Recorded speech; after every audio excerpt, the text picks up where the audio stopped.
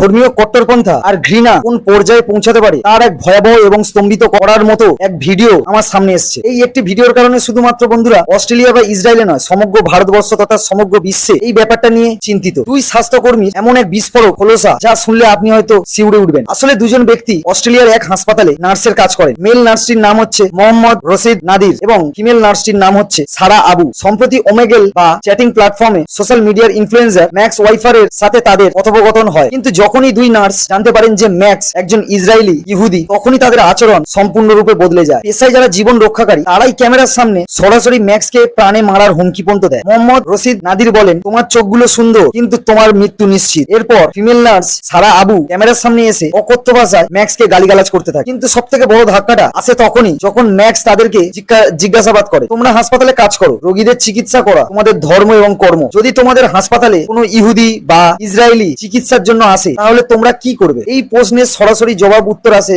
সারা আবুর কাছ থেকে, যেটা হলো উই উইল কিল দেম, অর্থাৎ আমি তাদেরকে সবাইকে মেরে দেবো, কোনো চিকিৎসা দেওয়া হবে না, যে আসবে প্রাণ হারাবে। মোহাম্মদ যোগ করেন যে হাসপাতালে কত ইসরায়েলি আসে আর তারা কিভাবে মারা পর্যন্ত যায় সে ধারণা সাধারণ মানুষের নেই। এই ভিডিওটি সামনে আসার পর বন্ধুরা অস্ট্রেলিয়া জুড়ে তোলপাড় শুরু হয়েছে। সাধারণ মানুষ এখন হাসপাতালে অন্য ধর্মের চিকিৎসকের কাছে যেতেও ভয় পাচ্ছে। যে পোশাকে সবথেকে পবিত্র কাজ তথা মনে করা হয়, সেখানেই যদি ধর্মের নামে এই স্তরের মানুষের মনের মধ্যে ঘৃণা লুকিয়ে আছে, তবে সাধারণ মানুষের নিরাপত্তা কোথায় বন্ধুরা? এই ঘটনার পর আপনাদের কি মতামত কমেন্ট বক্সে অবশ্যই জানিও। প্রতিদিন এমন গুরুত্বপূর্ণ আপডেট পেতে বন্ধুরা ফলো অথবা সাবস্ক্রাইব করে নিন এবং বেশি করে শেয়ার করে দিন। বন্ধুরা সবাই ভালো থাকবেন, সুস্থ থাকবেন। হর হর মহাদেব, জয় হিন্দ, বন্দে মাতরম।